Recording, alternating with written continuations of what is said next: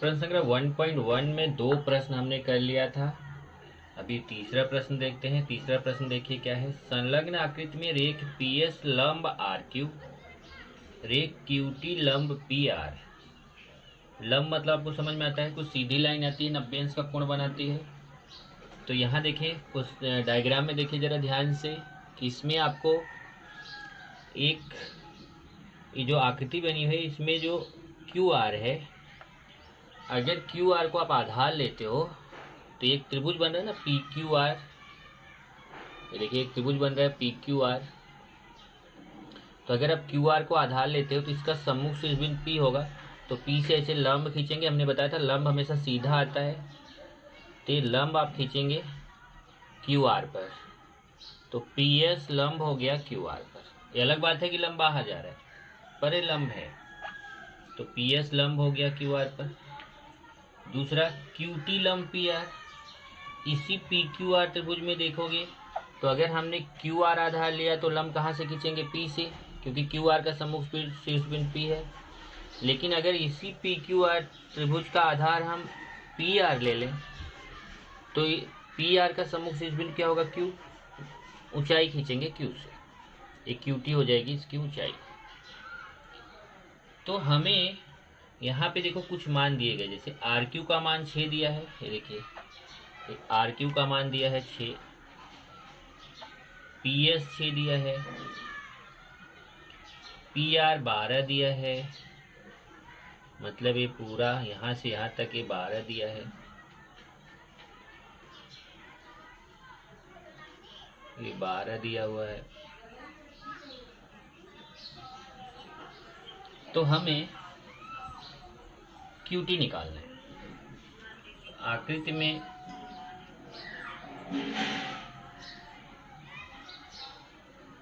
Are Q 6, P S 6, P R 12, Q T निकालना है।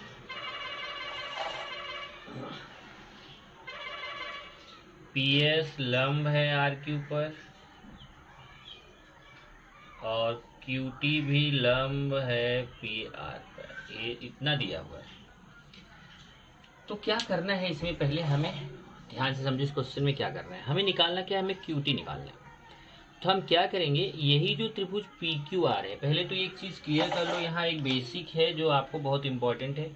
जैसे 3 टाइप के त्रिभुज होते हैं, एक ऐसा न्यून कोण त्रिभुज होता है, एक ऐसा समकोण त्रिभुज होता है और एक ऐसा अधिक कोण त्रिभुज होता है। तो जैसे मान लीजिए न्यून कोण त्रिभुज है, तो अगर इस न्यून कोण त्रिभुज में अगर आप इसको आधार लेते हो नीचे वाले को, तो यहाँ से देखिए इसके सम्मुख शीर्षबिंदु से ऐसे ऊंचाई खींची जाएगी, तो इसकी ऊंचाई तो अंदर आएगी। लेकिन समकोण त्रिभुज है, अगर आप इस नीचे वाले को आधार लेते हैं तो ऊंचाई यहाँ से खींची जाएगी। तो ये देखो इसकी यही ऊंचाई हो जाएगी, यही जो भुजा है वही ऊंचाई हो जाएगी। तो न्यून कोण त्रिभुज में ऊंचाई अंदर हो गई, समकोण त्रिभुज में वही भुजा ही उसकी ऊंचाई हो गई। और अधिक कोण त्रिभुज में क्या होता है, जैसे आपने इसको नीचे वाले को आधार लिया तो ऊंचाई यहाँ से खींचेंगे तो ये ऊंचाई यहाँ बाहर आती है। ऊंचाई कहाँ आएगी, बाहर। तो कभी भी ध्यान रखिए न्यून कोण में ऊंचाई अंदर होती है न्यून कोण त्रिभुज में, समकोण त्रिभुज में ऊंचाई उसकी भुजा होती है और अधिक कोण त्रिभुज में ऊंचाई बाहर होती है। तो यहाँ इस डायग्राम में देखेंगे तो कुछ वैसे ही है। वहाँ कंफ्यूज मत होना कि ऊंचाई तो कहाँ है, बाहर आ रही है। अधिक कोण त्रिभुज रहेगा तो ऊंचाई बाहर आएगी। देखिए त्रिभुज पी क्यू आर है, इसका आधार अगर मैं क्यू आर लूँगा तो क्यू पे देखो अधिक कोण बन रहा है तो ऊंचाई यहाँ बाहर आ रही है। तो आधार अगर क्यू आर है तो ऊंचाई पी से खींचेंगे, ऊंचाई हो जाएगी पी एस। और फिर यही त्रिभुज पी क्यू आर में अगर हमने आधार पी आर ले लिया, ध्यान से देखना, अगर आधार आपने क्या ले लिया, आधार ले लिया इस पी आर को, तो इसका सम्मुख शीर्षबिंदु पी आर का सम्मुख शीर्षबिंदु क्यू होगा, क्यू से ऊंचाई हो जाएगी क्यू टी। तो जैसे आप आधार चेंज करोगे उसकी ऊंचाई भी चेंज हो जाएगी। तो सबसे पहले हम लेते हैं त्रिभुज का क्षेत्रफल।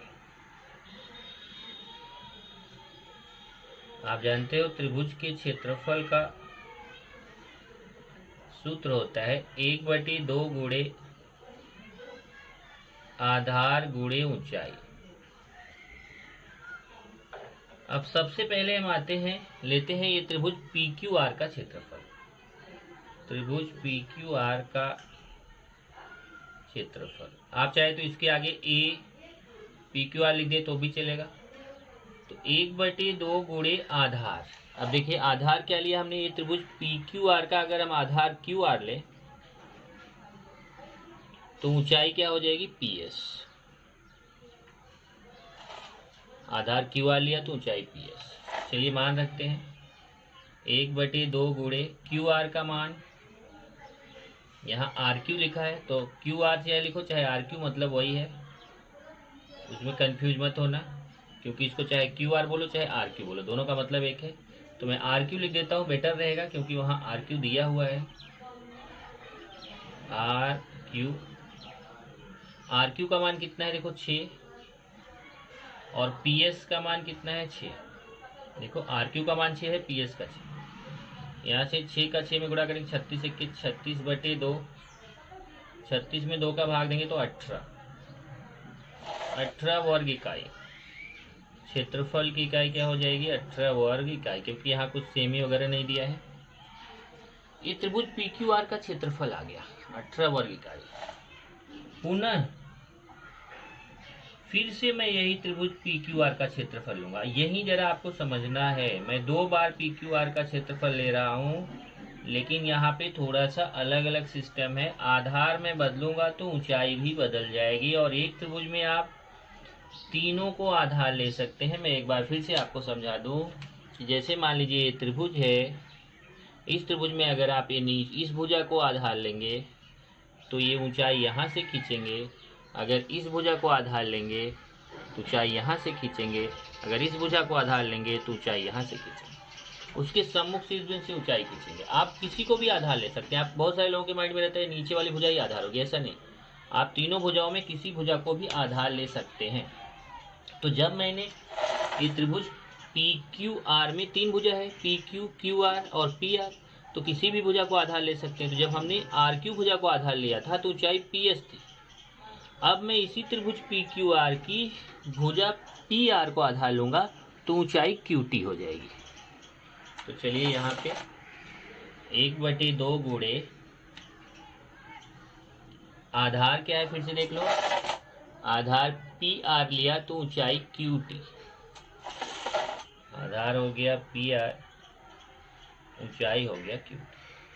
अब त्रिभुज पी क्यू आर का क्षेत्रफल यहाँ से हमें मालूम है, ध्यान से देखो, त्रिभुज पी क्यू आर का क्षेत्रफल हम पता कर चुके हैं। त्रिभुज पी क्यू आर का क्षेत्रफल कितना निकाला, 18। तो त्रिभुज पी क्यू आर का क्षेत्रफल लिख देंगे 18 बराबर 1/2 गुणे पी आर। पी आर का मान यहाँ से देखिए 12 है, और क्यू टी हमें निकालना है। अब ये देखिए 2 से 12 को काट देंगे तो कितना आएगा, 2 6 12 6 आएगा, और फिर 6 का गुणा इस तरफ आके 6 का भाग हो जाएगा, 18/6 हो जाएगा, और यहाँ क्यू टी, और फिर 6 3 18, 6 का पहाड़ा पड़ेंगे 6 3 18, इस तरीके से क्यू टी का मान कितना आ जाएगा, 3। तो यही आपका उत्तर है। इसने पूछा था क्यू टी का मान कितना होगा, तो उत्तर में आप लिखेंगे क्यू टी बराबर 3। ये आपका आंसर हो गया तीसरे प्रश्न का। प्रश्न 4 देखते हैं। संलग्न आकृति में एपी लंब बीसी, एडी समांतर बीसी, तो एरिया त्रिभुज एबीसी अनुपात एरिया त्रिभुज बीसीडी का मान ज्ञात करना है। अब यहाँ डायग्राम में देखो ध्यान से, ये 2 समांतर रेखाएं हैं, एडी और बीसी, ये दोनों रेखाएं कैसी हैं, समांतर हैं। ये देखिए ऐसे, ये 2 समांतर रेखाएं, तो एडी और बीसी दोनों समांतर रेखाएं हैं, और यहाँ पे एपी जो है वह बीसी पर लंब है, एपी बीसी पर लंब है। अब अगर ध्यान से देखो तो यहाँ पे एक त्रिभुज बोला ए बी सी, त्रिभुज ए बी सी। तो अगर आप त्रिभुज ए बी सी देखें, डायग्राम देखते जाओ ध्यान से, त्रिभुज ए बी सी में अगर हम आधार बी सी लें तो ऊंचाई कहाँ से खींची जाएगी, ए से खींची जाएगी, क्योंकि बी सी अगर आधार लेते हो तो इसका सम्मुख शीर्ष बिंदु ए है, तो ऊंचाई क्या हो जाएगी, ए पी। तो त्रिभुज ए बी सी का आधार बी सी और ऊंचाई ए पी होगी। अब दूसरा त्रिभुज देखते हैं बी सी डी। यहाँ देखिए बी सी डी, एक त्रिभुज ए बी है, देखो बी सी डी। इस बी सी डी त्रिभुज का अगर हम आधार बी सी लो तो बी सी लेंगे तो ऊंचाई कहाँ से खींची जाएगी? डी से। पर यहाँ ऊंचाई खींची नहीं गई है, तो हम यहाँ से ऊंचाई खींच लेते हैं। चलो यहाँ से हम ऊंचाई इसकी, अब आप पूछ रहे होगे डॉटेड ही खींचना जरूरी है? नहीं, कोई जरूरी नहीं है। डॉट से थोड़ा जब हम अलग काम करते हैं तो वहाँ समझ में आता है कि हमने डायग्राम में चेंज किया है, तो इसलिए थोड़ा सा डॉट डॉट डॉट से अगर खींचेंगे तो बेटर होगा ऐसा। तो यहाँ पे देखिए हमने अगर आधार बी सी लेंगे, त्रिभुज ये डी बी सी जो है इसका आधार अगर बी सी लेंगे तो उसका सम्मुख शीर्षबिंदु डी, डी से ऊंचाई खींचेंगे, ऊंचाई हमेशा सीधी आती है, तो ये ऊंचाई आ जाएगी। इस ऊंचाई को अगर हम डी क्यू नाम दे दें, डी क्यू, तो यहाँ पे इन्हीं दोनों का अनुपात निकालना है। तो इस त्रिभुज ए बी सी का आधार बी सी हो गया, ऊंचाई ए पी हो गया, और त्रिभुज बी सी डी का आधार बी सी हो गया, ऊंचाई डी क्यू हो गया। तो आप चाहे तो यहाँ पे क्वेश्चन को ऐसा भी कर सकते हैं कि त्रिभुज ए बी सी और त्रिभुज डी बी सी का आधार बी सी समान है, इसलिए इनके क्षेत्रफलों का अनुपात इनकी ऊंचाइयों के अनुपात के बराबर होगा। या एक दूसरा तरीका जो मैं डायरेक्ट कर रहा हूँ, देखिए ये तो दिया हुआ आकृति में ए पी लंब है बी सी पर, ए डी समांतर है बी सी के, डी क्यू लंब बी सी खींचा है। देखो इतना मैंने अपने मन से किया, यहाँ से डी क्यू जो है, डी क्यू बी सी पर हमने क्या किया है? लंब खींचा है। ये लंब था और ये लंब हमने खींचा। अब ये देखिए दो समांतर रेखाएं हैं, ए डी और बी सी समांतर रेखाएं। तो कभी भी दो समांतर रेखाओं के बीच की दूरी हमेशा समान रहती है। कोई भी जगह दो समांतर रेखाएं हैं उनके बीच की दूरी चाहे कहीं पे भी लीजिए, ये हमेशा दूरी इनके बीच की समान रहती है। तो क्योंकि ये दोनों समांतर रेखाएं हैं ए डी और बी सी, तो इनके बीच की दूरी ए पी और डी क्यू दोनों आपस में कैसे रहेगा? समान रहेगा। जितनी लंबाई ए पी की होगी उतनी डी क्यू की, क्योंकि दो समांतर रेखाओं के बीच की दूरी हमेशा समान रहती है। तो ये देखिए यहाँ पे लिख दिया, दो समांतर रेखाओं के बीच की दूरी समान होती है, इसलिए ए पी बराबर होगा डी क्यू के। ए पी डी क्यू के बराबर हो जाएगा, देख लो, क्योंकि ये फिर से देखो ध्यान से, ए डी और बी सी दो समांतर रेखाएं हैं तो इनके बीच की दूरी हमेशा समान रहेगी। तो ए पी और डी क्यू का मान कैसा होगा? समान होगा। ए पी बराबर डी क्यू। अब हम जानते हैं दो त्रिभुजों के क्षेत्रफलों का अनुपात उनके संगत आधारों और ऊंचाइयों के गुणनफल के अनुपात के बराबर होता है। तो हमारा जो ये यहाँ पे त्रिभुज दिया, यही त्रिभुज लेंगे A B C B C D, यहाँ पे ले लिया एरिया त्रिभुज ए बी सी बटे एरिया त्रिभुज बी सी डी, एरिया त्रिभुज बी सी डी बराबर। अब देखिए त्रिभुज ए बी सी का आधार गुणे ऊंचाई, एक बार त्रिभुज ए बी सी का आधार गुणे ऊंचाई लेंगे, एक बार त्रिभुज बी सी डी का आधार गुणे ऊंचाई लेंगे। तो जैसे यहाँ पे देखिए त्रिभुज ए बी सी का आधार बी सी, ऊंचाई ए पी, तो त्रिभुज ए बी सी का आधार बी सी, ऊंचाई ए पी।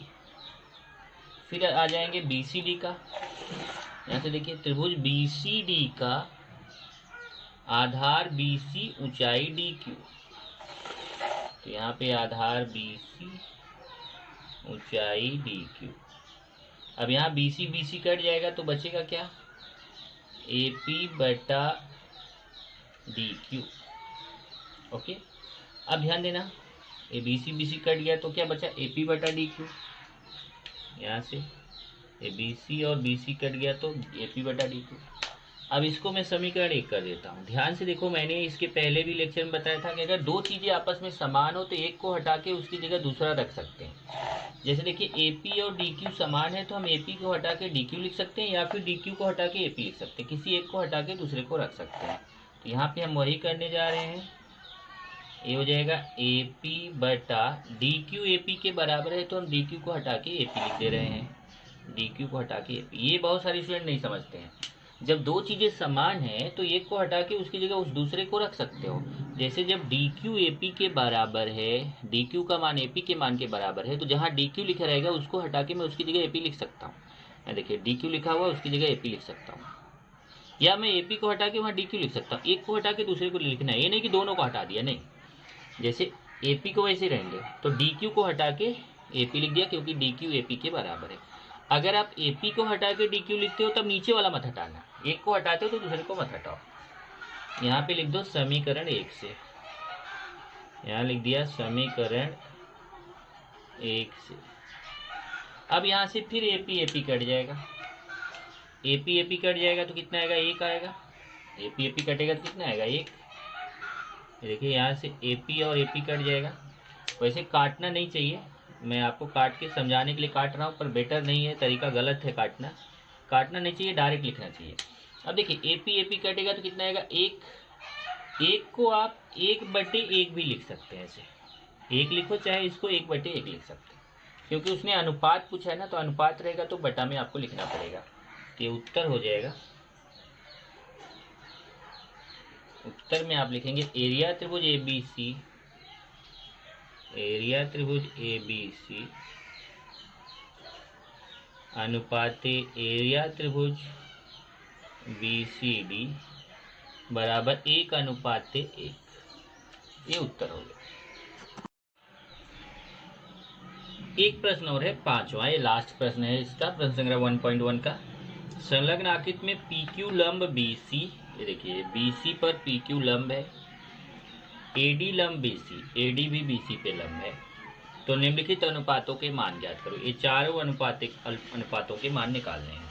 यहाँ पे देखो लाइन मैंने लिख दिया है कि दो त्रिभुजों के क्षेत्रफलों का अनुपात उनके संगत आधारों तथा ऊंचाइयों के गुणनफल के अनुपात के बराबर होता है। अब 1 बाय 1 बारी बारी से हम लोग ये चारों मान निकालेंगे। सबसे पहले का, अब वही ध्यान रखना कि जैसे पहले का निकाल रहे हो तो पहले जो ऊपर वाला त्रिभुज है उसका आधार गुणे ऊंचाई बटे नीचे वाले त्रिभुज का आधार गुणे ऊंचाई। ओके, चलिए एक एक करके चलते हैं। सबसे पहले कौन सा त्रिभुज है, PQB। यहाँ से देखिए PQB, ध्यान से देखो PQB, ये छोटा वाला त्रिभुज है। इसका अगर आधार BQ है तो ऊंचाई क्या हो जाएगी, PQ। ध्यान से देखो, अगर आधार BQ लोगे तो इसका सम्मुख शीर्ष बिंदु P है, तो ऊंचाई P से खींचेंगे, ऊंचाई क्या हो जाएगी, PQ। तो आधार गुणे ऊंचाई यहाँ हो गया यहाँ पे BQ गुणे PQ। अब चलिए PBC देखते हैं। PBC ये देखिए बड़ा त्रिभुज PBC, इसमें आधार अगर BC लेंगे तो सम्मुख शीर्ष बिंदु P है, P से ऊंचाई हो जाएगी PQ। आधार देखो PBC का आधार अगर BC लिया तो सम्मुख शीर्ष बिंदु क्या हो जाएगा, P से ऊंचाई हो जाएगी PQ। आधार BC, ऊंचाई PQ, तो आधार हो गया BC, ऊंचाई हो गया PQ। अब ध्यान से देखना, यहाँ से PQ और PQ कट जाएगा, यहाँ से PQ और PQ कट जाएगा तो बचेगा क्या, BQ बटे BC।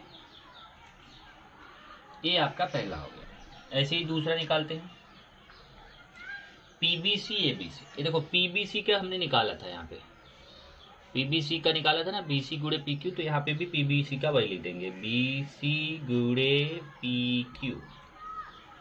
ABC का निकालते हैं, चलो ABC, यहाँ देखिए ABC।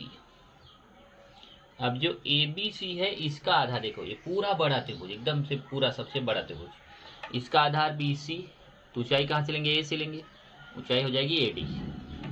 BC का सम्मुख शीर्ष बिंदु है तो ऊंचाई क्या हो जाएगी, AD। आधार BC, ऊंचाई AD, तो आधार हो गया BC, ऊंचाई हो गया AD। अब यहाँ देखिए BC और BC कट जाएगा तो बचेगा PQ बटे AD, PQ बटे AD। अब आते हैं दूसरा ABC ADC। तो ABC का देखो हमने निकाला था, ABC का BC गुणे AD, तो यहाँ पे भी ABC है तो इसका आ जाएगा BC गुणे AD। अब ADC का देखते हैं, चलो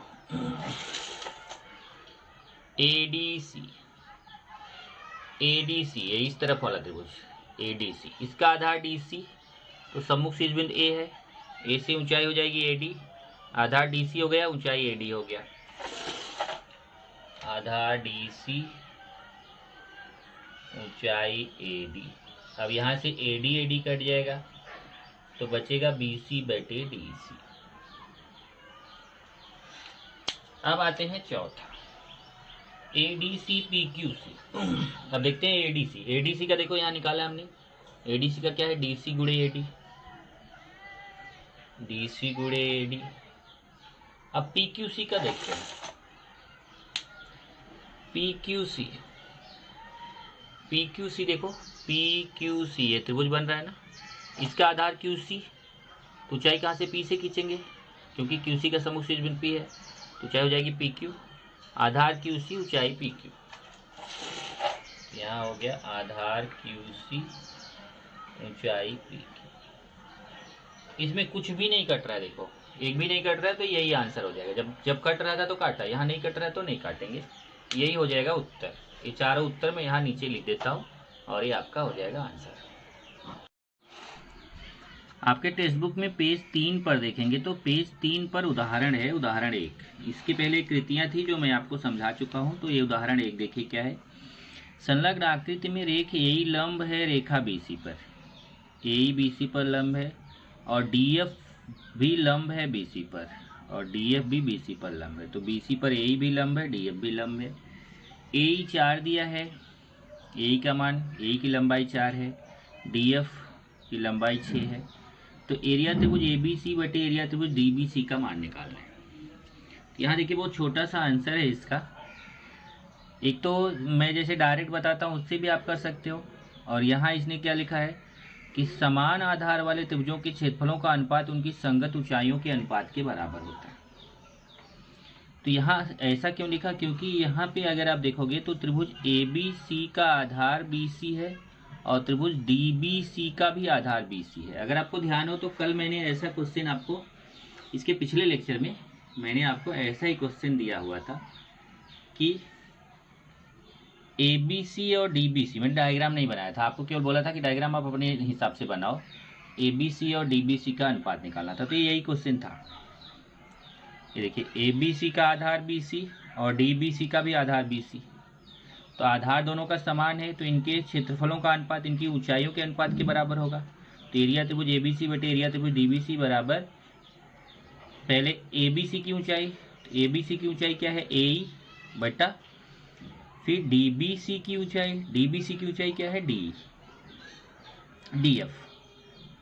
देखिए डी बी सी की ऊंचाई क्या है, डी एफ। अब यहाँ पे मान रख देंगे, ए का मान 4 है, डी एफ का 6 है, ए का 4 रख दिया, डी एफ का 6। इसको काटेंगे तो 2 दूना, 2 से ऊपर भी काटो 2 से नीचे, 2 से ऊपर काटा 2 दूना 4, 2 से नीचे काटा 2 तिया 6। अब इस क्वेश्चन को अगर आप चाहे तो वो जो मैं लिखता हूँ उस लाइन को लिख सकते हैं कि दो त्रिभुजों के क्षेत्रफलों का अनुपात उनके संगत आधारों और ऊंचाइयों के गुणनफल के अनुपात के बराबर होता है।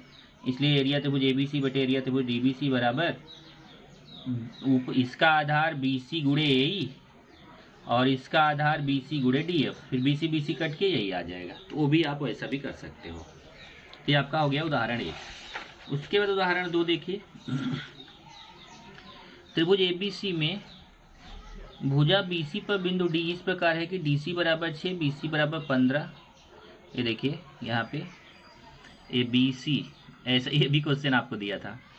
ए बी सी दिया है 15, ये पूरा बी सी दिया है 15, डी सी दिया है 6, यहाँ डी से लेके सी तक 6 है, और ये पूरा 15 है, ये पूरा 15 है। अब ध्यान से आप समझ सकते हैं कि अगर ये पूरा 15 है, ये बी सी 15 है, डी सी 6 है, तो अगर 15 में से 6 माइनस करेंगे तो हमें बी डी पता चल जाएगा।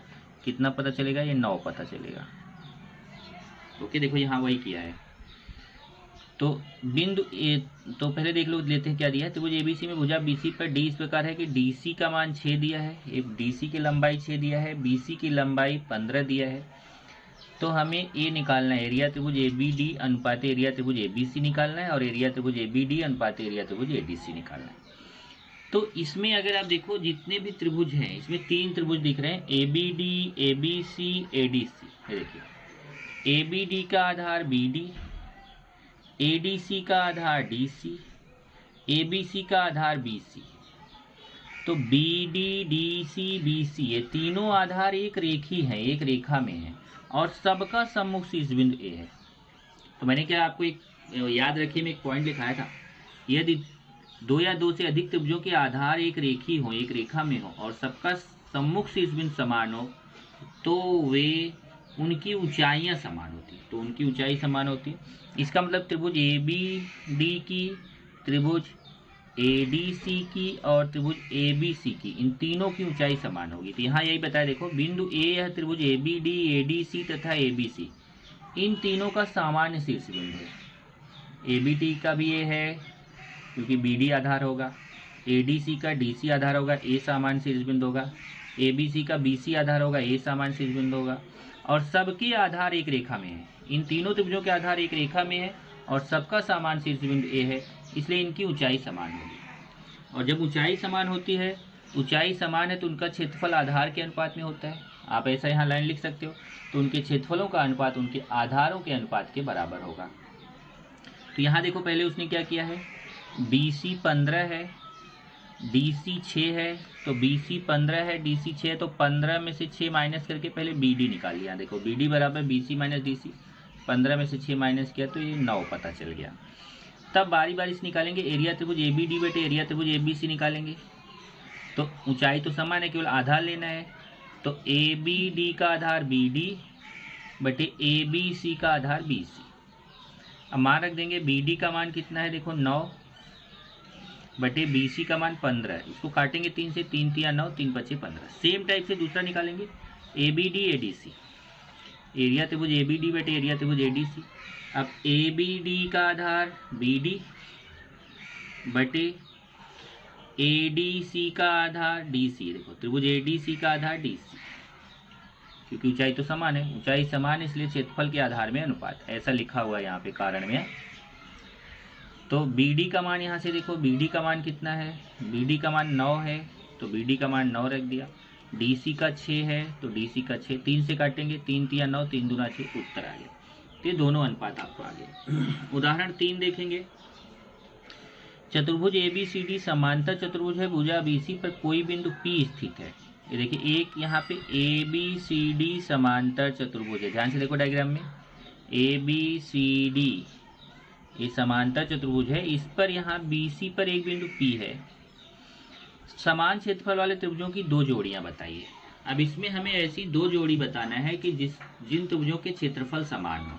अब मैं आपको बता दूं कि कौन से त्रिभुजों के क्षेत्रफल समान होते हैं। यदि दो, ध्यान से सुनो, आप चाहे तो इसको नोट आउट कर लो, कहीं पे इसको नोट आउट कर लो। ये दो त्रिभुजों के आधार भी समान हो, ऊंचाई भी समान हो, तो उनके क्षेत्रफल समान होते हैं। ये दो त्रिभुजों के आधार भी समान हो, ऊंचाई भी समान हो, तो उनके क्षेत्रफल भी समान होते हैं। हमें ऐसा देखना है, ऐसे दो त्रिभुज देखने हैं कि जिनके आधार भी समान हो, ऊंचाई भी समान हो। अब जैसे यहाँ पे देखिए, चतुर्भुज ABCD समांतर चतुर्भुज है, और समांतर चतुर्भुज की खास बात क्या होती है कि समांतर चतुर्भुज की सम्मुख भुजाएं समांतर होती हैं। ध्यान से सुनना, समांतर चतुर्भुज की सम्मुख भुजाएं समांतर होती हैं, मतलब AB की सम्मुख भुजा DC ए आपस में समांतर होंगी, और AD का सम्मुख भुजा BC ए भी आपस में समांतर होगा। ध्यान रखना, मैं सर्वांगसम नहीं बोल रहा हूँ, समांतर बोल रहा हूँ। समांतर मतलब उनके बीच की दूरी समान होती है। तो भुजा AB DC के समांतर होगा, भुजा AD BC के समांतर होगा। तो जब दो भुजाएं आपस में समांतर होती हैं तो उनके बीच की दूरी समान होती है। ओके, तो त्रिभुज ABC तथा त्रिभुज BDC। अब देखो यहाँ पे दो जोड़ियाँ आपको बतानी है, तो यहाँ मैं ऐसे, पहली जोड़ी हो गई, और ये देखो यहाँ पे ये दूसरी जोड़ी, ऐसे दो जोड़ी बता रहे हैं, क्योंकि इसने बोला है समान क्षेत्रफल वाले की दो जोड़ी बनाइए। तो पहले उसने देखो ABC और BDC पे विचार करेंगे। देखिए ABC और DBC, यहाँ BDC लिखा है, आप BDC बोलो चाहे DBC बोलो। अब देखो ABC का आधार BC और DBC का भी आधार BC, तो दोनों का आधार समान है। तो ABC का भी आधार BC हो गया, DBC के भी आधार BC हो गया, तो ये ABC और DBC के आधार तो समान हो गए BC BC। अब ध्यान देना, यहाँ से अगर BC ABC का आधार BC लेंगे तो ऊंचाई A से खींचेंगे, और यहाँ DBC का आधार BC लेंगे तो ऊंचाई D से खींचेंगे, और ये दोनों समांतर हैं। समांतर रेखाओं के बीच की दूरी समान होती है, इसलिए इनकी ऊंचाई भी समान हो गई। तो आधार भी समान हो गया, ऊंचाई भी समान हो गया। यहाँ देखो त्रिभुज ABC और BDC पर विचार किया, यह त्रिभुज दो समांतर रेखाओं के बीच बना है। देखिए ऐसे दो समांतर रेखाओं के बीच बना है, तो इन समांतर रेखाओं के बीच की दूरी ही इनकी ऊंचाई है, तो इनकी ऊंचाई समान है, बराबर। तो रेखाओं के बीच की दूरी ही इन दोनों त्रिभुजों की ऊंचाई होगी। ओके, तो त्रिभुज ABC त्रिभुज BDC में आधार BC समान है, यहाँ दूसरा नहीं है ये देखो अभी क्या बताया, ABC और DBC में आधार BC समान है और इनकी ऊंचाई भी समान है, इसलिए एरिया त्रिभुज ABC बराबर होगा एरिया त्रिभुज BDC के। मतलब ABC और BDC का एरिया कैसा होगा, समान होगा। इसी तरीके से यहाँ पे दो त्रिभुज और लिए गए हैं, ABC और ABD, यहाँ साफ नहीं दिख रहा है, ABC ABD, मैं बोल रहा हूँ ध्यान से देखना, यहाँ पे भी त्रिभुज ABC तथा त्रिभुज ABD। अब देखिए ये दो त्रिभुज ले रहे हैं, कौन कौन सा, ABC और ABD। यहाँ देखते हैं ABC, अब मैंने पिछली बार ABC का आधार BC लिया था, अब की मैं आधार चेंज कर रहा हूँ क्योंकि मैंने आपको बताया कि त्रिभुज का कोई भी भुजा आधार ले सकते हैं। तो अगर ABC का आधार AB ले लें और DAB का आधार AB ले लें, तो अगर आप AB आधार लेते हो तो यहाँ देखो ABC का आधार AB लेंगे तो ऊंचाई C से खींची जाएगी, और DAB का आधार AB लेंगे तो ऊंचाई D से खींची जाएगी। और क्योंकि ये DC और AB दोनों समांतर रेखाएं हैं, समांतर रेखाओं के बीच की दूरी हमेशा समान होती है, तो सेम वही चीज़ यहाँ पे भी हो गई। ABC तथा ABD में आधार AB समान है और इनकी ऊंचाई भी समान है, इसलिए इनके क्षेत्रफल भी समान होंगे। तो इस तरीके से यहाँ दो जोड़ी इसने बता दिया, एक त्रिभुज ABC और DBC की जोड़ी है और दूसरा त्रिभुज ABC और DAB, या ऐसे आप बोलो तो ज़्यादा समझ में आएगा, CAB और DAB की जोड़ी है, जो आपस में इनके क्षेत्रफल समान है। क्यों समान है, क्योंकि इनके आधार भी समान है और ऊंचाई भी समान है। एक उदाहरण और है, उदाहरण 4, जो मैं आपके लिए ड्रॉप कर रहा हूँ वो इजी है, उसको आप कर लेना।